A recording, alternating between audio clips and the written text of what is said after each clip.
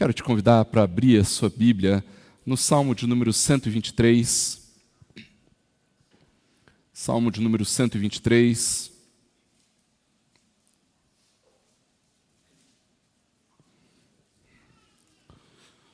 Texto de meditação nesta noite, da nossa palavra, da meditação na palavra nesta noite, o Salmo de número 123.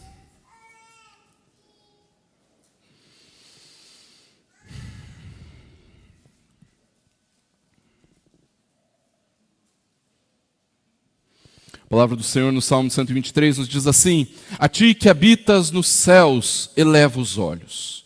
Como os olhos dos servos estão atentos às mãos dos seus senhores, e os olhos da serva à mão de sua senhora, assim os nossos olhos estão atentos ao Senhor nosso Deus, até que tenha compaixão de nós. Tem compaixão de nós, Senhor, tem compaixão, pois estamos saturados de tanto desprezo. A nossa alma está saturada da zombaria dos arrogantes e do desprezo dos soberbos. Vamos orar? Senhor Deus, nós nos consagramos ao Senhor e por isso agora queremos ouvir o Senhor falando conosco. E nós queremos que a nossa mente e o nosso coração estejam completamente concentradas no Senhor, atentos no Senhor, para que o que nós vamos ouvir da Tua parte, Deus, possa encontrar morada no nosso coração e que assim nós sejamos transformados, encorajados, revigorados. Opera em nós, Deus. Fala ao nosso coração, nós somos completamente dependentes da Tua voz e pedimos, Pai, para que o Senhor, na Tua graça, ministre nas nossas vidas. Fala conosco, é o que nós te pedimos, em nome e para a glória do Senhor Jesus. Amém. Alguma vez você já se sentiu profundamente constrangido por ser cristão? Eu lembro uma vez que quando eu ainda estava na escola, e por isso faz bastante tempo, eu devia ter uns 12 ou 13 anos de idade, e um colega da escola me perguntou, na frente de um monte de gente, na frente de um monte de amigos, pô, Tiagão, por que você vai na igreja, cara? Que coisa mané. E mané nem é uma gíria que se usa mais, né? Pra vocês verem como o tempo passou. Imagina a vergonha, queridos. Eu ali, entrando na adolescência, naquela insegurança que essa fase da vida nos traz, precisando, né, tendo aquele desejo de ser aceito pelos amigos e poder estar bem com os amigos, ser confrontado com uma pergunta dessa. Que situação constrangedora. Eu fiquei morrendo de vergonha. Não dei uma boa resposta na época, mas também talvez não desse para esperar muita coisa de um menino de 12, 13 anos, ainda que eu entenda que meninos de 12 e 13 anos podem ser muito mais profundos do que eu era quando eu tinha 12 ou 13 anos. Evidentemente, queridos, que a vergonha que eu passei ali, naquela idade, na escola ainda, nem se comparou com o fato de, quando eu percebi claramente que um dos meus professores na faculdade de jornalismo desprezou um trabalho que eu tinha feito, um trabalho acadêmico que eu tinha feito, simplesmente pelo fato de eu ser cristão. No entanto, queridos, eu também vivenciei outros momentos de profunda vergonha, de muito constrangimento, por ver e ouvir o que alguns supostos, e põem supostos nisso, cristãos, fizeram ou disseram a respeito da sua fé, a respeito da verdade da palavra, a respeito da forma como deveriam viver e não viviam. Queridos, existem muitas situações no nosso dia a dia em que nós somos expostos à vergonha, ao desprezo, à zombaria. E em muitos casos, queridos, os motivos pelos quais estas coisas acontecem conosco são simplesmente o fato de sermos cristãos e de nos posicionarmos como cristãos. Eu sei que muitas vezes, irmãos, são os próprios cristãos que se expõem à vergonha pelas suas inconsistências, pelas suas imoralidades, pela sua ignorância, pelos seus enganos. Em alguns casos, inclusive, são expostos e são alvo do desprezo de outros por causa dos seus próprios pecados. No entanto, é impossível, irmãos, negarmos o quanto nós somos constrangidos e muitas vezes desprezados pelo fato de que nós somos cristãos. É possível também que, por causa do pecado e da injustiça de algumas pessoas, você mesmo tenha sofrido algum desprezo, alguma perseguição, por causa de alguma maldade que alguém cometeu contra você. E a palavra de Deus, ela não nos deixa órfãos de instrução e de sabedoria e de santidade e de verdade ao tratar sobre o desprezo, sobre a zombaria, sobre a perseguição. E é justamente por isso, queridos, que eu gostaria de falar hoje com os irmãos. Por isso, traga o seu sentimento de desprezo, mas leve a compaixão do Senhor. O povo de Deus, queridos, sempre sofreu na mão de perseguidores. Povos inimigos que afrontavam a igreja e que maldiziam aqueles que desejavam e que de fato viviam em impiedade. No entanto, queridos, nós não podemos ignorar que entre o povo de Deus, ou aqueles que se dizem povo de Deus, também existiam os falsos israelitas. Aqueles que estavam entre os piedosos, aqueles que estavam entre aqueles que eram tementes a Deus, mas que viviam confiantes das suas próprias virtudes, confiantes da sua própria nacionalidade, da sua herança espiritual, e que ao invés de confiar no Senhor, por causa destas coisas, acabavam por desprezar o Senhor e o povo de Deus.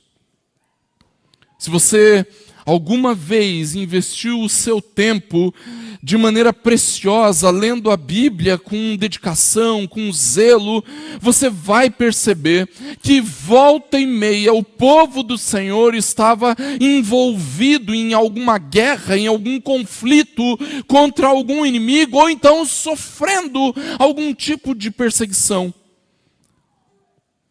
Em um momento da história, o povo de Deus foi enviado ao exílio na Babilônia como uma demonstração do juízo de Deus por causa da transgressão de Judá. É evidente, irmãos, que esse exílio não tinha a intenção apenas de punir o pecado de Judá, do povo de Deus, mas também tinha o objetivo de corrigi-lo, de chamá-lo ao arrependimento, de restaurá-lo de acordo com a vontade do Senhor. No entanto, queridos, ao fim deste tempo, ao fim deste exílio, Deus os restaurou. E aos poucos, o povo foi retornando a Jerusalém. Foi repovoando e fortificando as cidades importantes de Judá, reconstruindo as casas, refazendo as plantações, refazendo os seus rebanhos, restabelecendo o comércio. E naquela situação de reconstrução, uma das coisas que foi ficando de lado foi a reconstrução do templo do Senhor em Jerusalém. E por conta disso, o Senhor levantou os seus profetas justamente para denunciar o pecado de Judá ao negligenciar as coisas de Deus. E enquanto fazia isso, o Senhor estava preparando o seu povo para que a vida de adoração fosse retomada.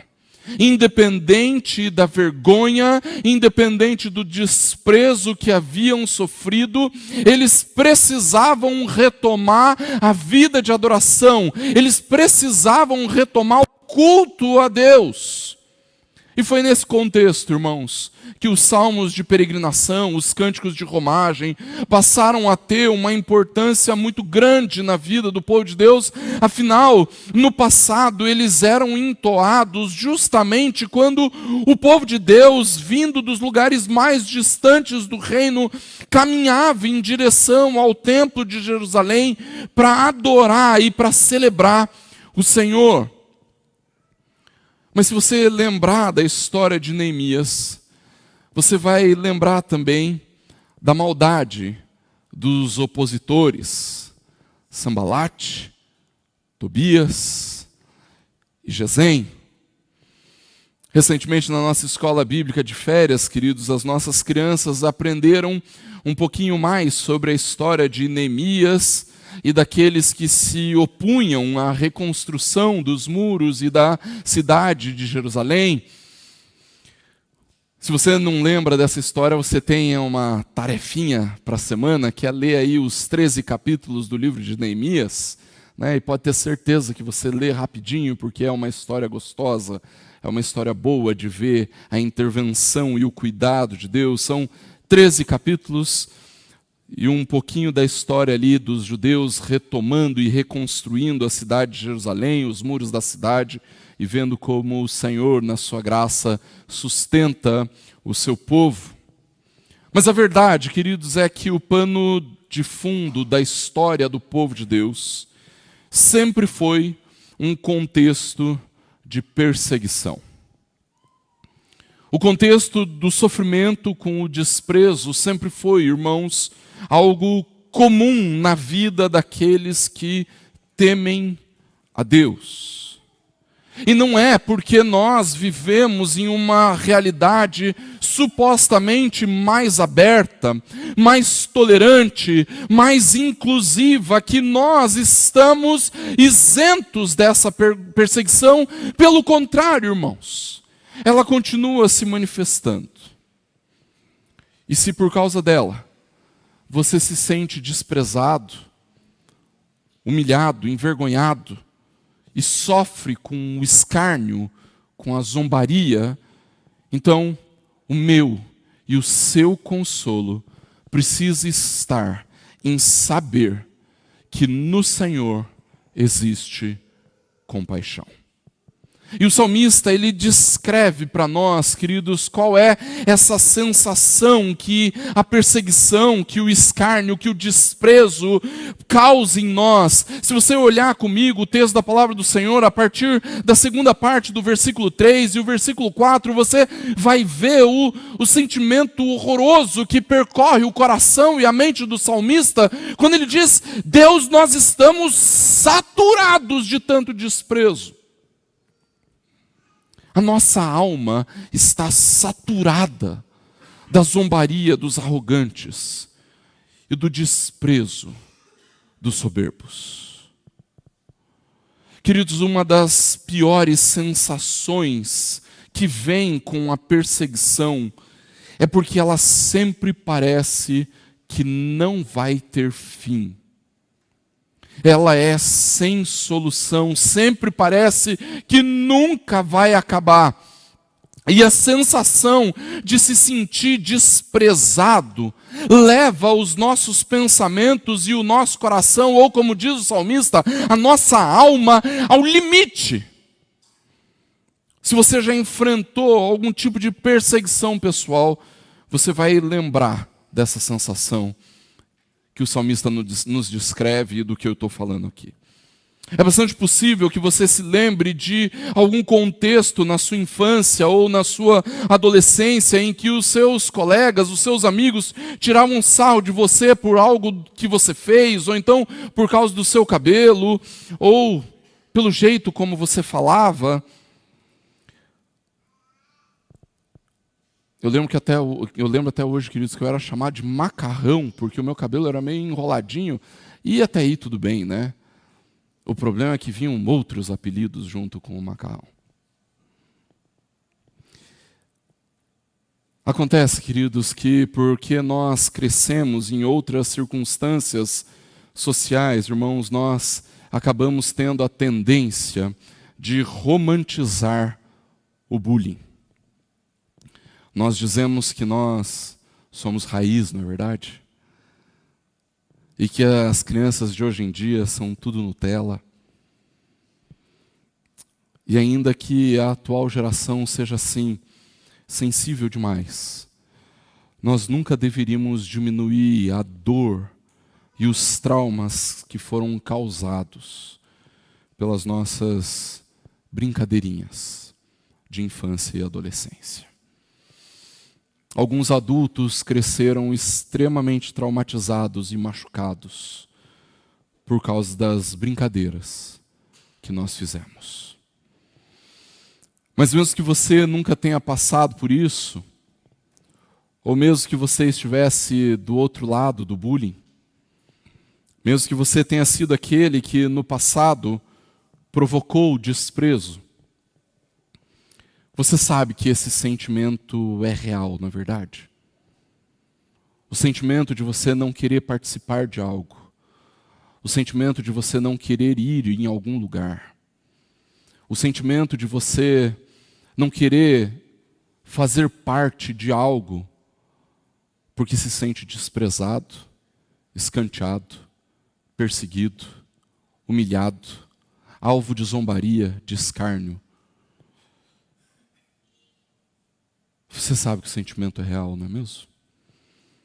Mesmo que você nunca tenha passado isso de maneira individual, alguma perseguição no colégio, na faculdade, no trabalho, na vizinhança, como uma boa parte das crianças já passou e já teve que enfrentar, se você é verdadeiramente cristão e tem procurado construir uma vida honesta de piedade, então você sabe do que eu estou falando, porque esse tipo de perseguição, irmãos, ela pode ser bastante velada, nós nem sempre conseguimos perceber de primeira que ela está acontecendo, mas apenas quando nós começamos a experimentar o desprezo e a humilhação, então nós percebemos que não existe uma solução social, legal ou psicológica, emocional e etc. para aquela situação. Como cristãos, irmãos, o desprezo que nós mais recebemos nos nossos dias vem de uma perseguição moral, uma perseguição que é marcada pela intolerância daqueles que se julgam e que se dizem extremamente tolerantes.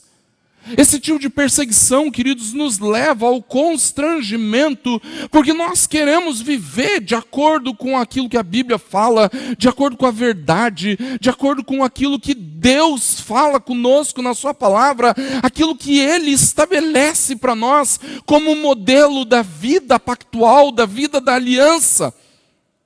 Você quer ver um exemplo de como isso acontece? Todo tipo de relacionamento sexual deve ser aceito e incentivado nos nossos dias. Todo tipo. Mas se você disser que crê no padrão bíblico de relacionamento, então aqueles que se dizem tolerantes vão chamar você de intolerante. Tudo é permitido, menos aquilo que é estabelecido pela palavra. Nós lidamos com outro tipo de perseguição, não apenas a perseguição moral, mas nós lidamos com uma perseguição intelectual, irmãos, onde os grandes doutores se mostram completamente ignorantes com os cristãos e com o cristianismo, que, irmãos, são responsáveis pela maior produção intelectual dos últimos 2000 anos de história.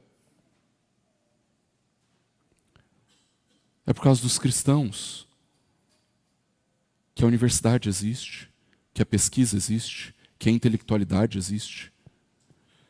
Mas não para por aí. Todos nós sabemos muito bem que existe sim um tipo de perseguição política. É evidente, irmãos, que existem países onde você vai ser perseguido, preso, torturado e, em alguns casos, até morto, apenas pelo fato de que confessa a fé cristã. Mas não é desse tipo de perseguição que nós estamos falando. Nós estamos falando da repressão daqueles que se dizem, e aí não vou fazer polarização política, mas daqueles que se dizem democratas. Ao que parece, o Estado laico ele só serve contra os cristãos e nunca a favor. Parece que porque o Estado é laico, os cristãos têm que aceitar absolutamente tudo, até mesmo aquilo que claramente beneficia outras religiões e diminui o cristianismo. Eu confesso que eu não consigo enxergar a tal laicidade quando o cristianismo é diminuído. Existem muitas outras perseguições que nós sofremos nas mãos daqueles que não creem, irmãos. Mas eu quero falar de mais uma, a perseguição religiosa.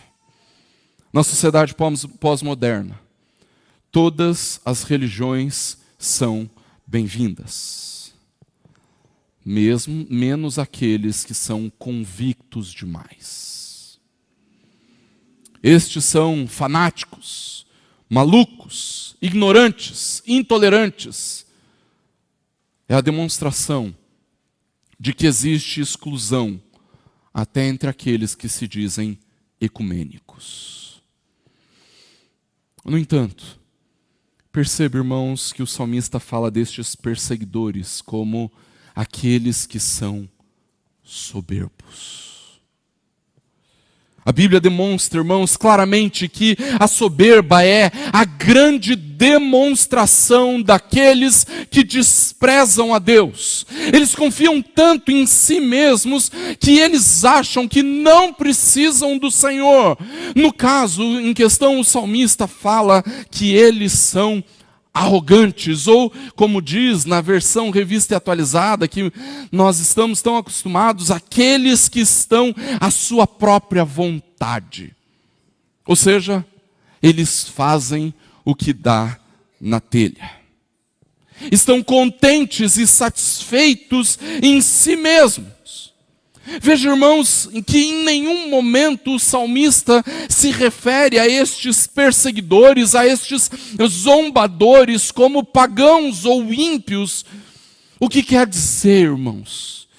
Que alguns destes perseguidores, os soberbos, os zombadores, que humilhavam e desprezavam aqueles que temiam o Senhor, estavam até mesmo entre os israelitas, entre os judeus, faziam parte do seu próprio povo, da sua própria família. Veja, talvez uma das maiores perseguições que nós venhamos a sofrer pode acontecer dentro da sua casa. Vindo através dos seus pais, dos seus irmãos, dos seus tios, primos, parentes. Talvez dentro da sua casa. Vô e avó que não aceitam que você agora crê no Senhor como Salvador da sua vida, amigos que frequentavam o seu lar e que agora desprezam você, simplesmente pelo fato de que você quer viver piedosamente. E infelizmente, queridos, nós chegamos a essa constatação nos nossos dias também. Não são apenas os não cristãos que nos desprezam e nos perseguem. Os falsos cristãos são especialistas em perseguição e desprezo também. Existem muitos que andam pelas igrejas vivendo, por exemplo, uma tolerância com a impureza. Enquanto nós sofremos com a zombaria dos imorais, esses continuam a viver de maneira contrária ao Evangelho. Eles não conhecem nada a respeito de Deus, nada a respeito da sua lei, mas eles costumam acusar a igreja dizendo que ela é opressora demais, que ela é intolerante demais. Não importa o quão horrendos sejam os pecados, a igreja precisa ser mais amorosa, mais tolerante, mais acolhedora. Por outro lado, queridos, nós também sofremos com a zombaria dos moralistas. Aqueles que se acham tão corretos, aqueles que se acham tão bons, tão perfeitos, que acabam idolatrando uma pureza, entre aspas, que não existe. Uma pureza que não está na Bíblia, irmãos. Esses zombadores acham que são perfeitos, tanto no seu comportamento, quanto na sua super teologia. Eles impõem um estilo de vida opressor e acabam trazendo um peso que é grande demais para a vida da igreja, para aqueles que querem viver o Evangelho. Eu poderia citar também, queridos, a zombaria dos enganadores, que aceitam um engano como se fosse verdade. Eu podia falar também da zombaria dos espiritualistas, que são viciados em emoções. Mas a verdade, queridos, é que todos esses grupos perseguem a verdadeira igreja de Cristo. Zombam daqueles que vivem de acordo com a palavra. E para nossa tristeza, irmãos, nossos perseguidores estão em todos os lugares, inclusive dentro da igreja. Estamos fartos do desprezo. A nossa alma está saturada da zombaria. E é exatamente por isso, irmãos, que nós precisamos olhar para o Senhor. Diante de toda essa realidade de desprezo, de perseguição, de zombaria, irmãos, nós não temos como pensar que nós vamos encontrar a solução para estas coisas nas coisas aqui da terra. Não vão ser as séries da Netflix, não serão os anos de terapia, os ansiolíticos, o autoconhecimento que farão com que você supere os traumas do desprezo e da zombaria que você sofreu ou que você continua sofrendo. O salmista clama por uma intervenção segura, uma intervenção certa, uma intervenção que não falha. Ele diz no primeiro versículo: a ti que habitas nos céus, eu elevo os olhos. Contemplar o Senhor, queridos, é a resposta para o desprezo que nós sofremos. Se nós somos perseguidos, desprezados, se nós sofremos com a zombaria e o escárnio, irmãos, o que nós devemos fazer é olhar para o Senhor. É o Senhor quem pode nos consolar, demonstrando a sua misericórdia, a sua compaixão. É evidente, irmãos, que existem formas de desprezo e de zombaria que precisam ser tratadas como caso de polícia. É na justiça que nós vamos batalhar junto àqueles que têm autoridade, garantindo a nossa liberdade de adorarmos e de vivermos de acordo com aquilo que cremos. No entanto, mesmo uma causa ganha na justiça não pode nos consolar. Mesmo porque, irmãos, é impossível recebermos misericórdia e compaixão tão perfeita daqueles que promovem o desprezo e a perseguição. A nossa esperança de compaixão é o Senhor, irmãos. Nós não podemos confiar que esses mesmos que nos desprezam venham a se compadecer de nós, venham a ter misericórdia de nós. Quando nós esperamos a misericórdia e a compaixão do Senhor, irmãos, nós tiramos o foco de nós mesmos, aguardando no Senhor, esperando por Ele, pela Sua intervenção nas nossas vidas. Mas perceba que nós não devemos fazer isso apenas individualmente, irmãos. Esse é um esforço coletivo de toda a igreja. O salmista começa falando dele mesmo: a ti que habitas nos céus, eu elevo os meus olhos. No entanto, no versículo seguinte, ele convoca todos os verdadeiros israelitas, aqueles que temem a Deus, a clamarem ao Senhor e no Senhor encontrarem a compaixão para superar o desprezo e a zombaria. Os versículos 2 e 3 diz: como os olhos dos servos estão atentos às mãos dos seus senhores, e os olhos da serva à mão de sua senhora, assim os nossos olhos estão atentos ao Senhor nosso Deus, até que tenha compaixão de nós. Tem compaixão de nós, Senhor. Tem compaixão. A escravidão, queridos, como nós a conhecemos, é algo terrível, é uma violação do ser humano criado à imagem e semelhança de Deus, principalmente o tipo de escravidão que ocupa o nosso imaginário, aquele que vem à nossa mente quando nós pensamos na palavra escravo ou então na palavra servo.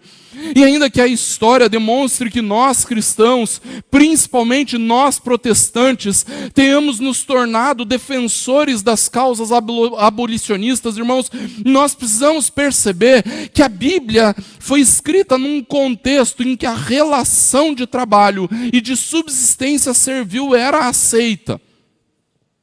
Em alguns contextos, inclusive, incentivada, caso o trabalhador adquirisse uma dívida impagável, ou quem sabe até como um meio de manutenção da sua vida. É evidente, queridos, que nós, como cristãos, devemos ser completamente contrários a toda forma de escravidão e opressão do trabalhador. E quando eu falo isso, irmãos, eu não estou me referindo tão somente à opressão que é imposta pelo patrão, que está entregue à perversidade. Mas eu também estou falando da opressão do Estado, que sob pretexto de proteção ao trabalhador, determina uma série de coisas que no fim acabam por tirar a liberdade do trabalhador também. No entanto, irmãos, mesmo sendo contrários à escravidão e a qualquer tipo de atitude servil, nós, como filhos de Deus e discípulos de Cristo, somos chamados de servos, de escravos. Somos escravos de um Senhor amoroso, cheio de bondade, e o lugar onde nós encontramos misericórdia é no Senhor, mas ainda assim somos servos. Nesse texto especificamente, queridos, o salmista compara a atitude do crente com a atitude de um servo. E que atitude é essa, irmãos? A esperança pelo socorro e proteção que viria do seu Senhor. Isso acontece, irmãos, porque na realidade do salmista, onde não havia nenhuma ou pouquíssima valorização da vida humana, os senhores não eram vistos necessariamente como opressores ou escravocratas, mas principalmente como protetores daqueles escravos. Existiam algumas pessoas que inclusive se voluntariavam à escravidão para sobreviverem numa realidade desfavorável, vendo seus senhores como aqueles que salvariam da realidade cruel que tinha sido imposta sobre eles. Esses servos olhavam para os seus senhores e encontravam neles a compaixão e proteção que precisavam para viver. Da mesma forma, queridos, nós fixamos o nosso olhar esperando do Senhor a compaixão que vai curar a nossa alma do desprezo, que cura a nossa alma da perseguição, da zombaria, que como seus filhos nós viermos a enfrentar. Diante de toda essa maldade, desprezo e escárnio em que nós vivemos, irmãos, assim como o salmista, nós confiamos naquele que habita nos céus, o nosso Deus. O Senhor que se mantém fiel ao seu próprio nome e que por causa disso se mantém fiel à aliança que estabeleceu com o seu povo. É por isso, queridos, que nós podemos provar dessa compaixão e misericórdia, mesmo quando nós nos sentimos desprezados por esse mundo mau, mesmo quando nós somos zombados por vivermos a fé de maneira convicta, mesmo quando nós não nos dobramos ao curso desse século e de uma sociedade perversa, nós aguardamos a compaixão, clamando pela misericórdia que só o Senhor nosso Deus, que governa o universo assentado no seu trono e poder e majestade, é nele que nós esperamos. E este Senhor exerce a sua compaixão. Irmãos, quantos de nós, ofendidos, magoados, diminuídos, desprezados, caluniados, humilhados, buscamos por tantos outros consolos, confortos, quando tudo o que nós precisávamos fazer era olhar para o Senhor de toda a compaixão e diante dele clamarmos: tem compaixão de nós, ó Senhor que habita nos céus. Concluindo, irmãos, a realidade da vida cristã é marcada pelo desprezo, pela perseguição, pelo escárnio, pela zombaria daqueles que confiam em si mesmos. É verdade que isso nem sempre é tão perceptível, mas se você tiver algum acesso aos meios de comunicação, às redes sociais, que aliás essa semana deixamos de ter mais uma, você vai perceber isso. No entanto, não é preciso ir tão longe. Para nossa tristeza, mesmo entre nós, existem os falsos cristãos que zombam de uma vida que se mantém fiel ao Senhor e ao Evangelho. Estes vão dizer para você: não precisa orar todo dia. Lê a Bíblia, calma. O que você é, um fanático?